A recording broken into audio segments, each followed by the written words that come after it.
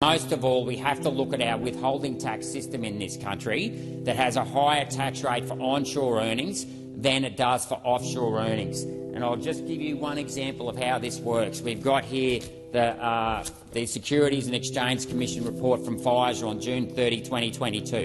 In June 30, 2022, Pfizer had a revenue of $100 billion for that 12 months. They made $34 billion profit before tax. They had an operating ratio or profit ratio of 34%. Now, if you go and have a look at the Australian set of the financial Pfizer accounts, they made a profit of $1.3 billion, revenue of $1.3 billion, but only made $94 million in profit, i.e. their operating profit ratio was only 7%. Now, you have to ask yourself, why did Pfizer only have an operating profit ratio of 7% here in Australia, yet their worldwide operating profit ratio was 34%? I will tell you why, because the rate of tax in Australia at 30 cents is more than twice the rate of tax on interest, royalties and rent paid offshore.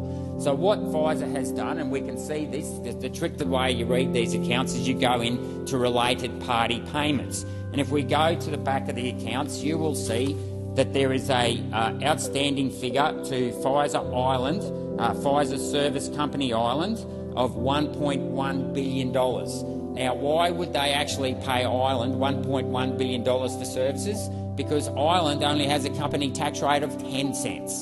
So it's very easy. We have to restructure the way we tax earnings in this country, because our current tax system encourages earnings derived here in Australia to go offshore, and then we turn around and we give a tax break to banks to lend money onshore. So if anyone understands what a balance sheet looks like, that means we encourage foreign debt and we push domestic equity offshore.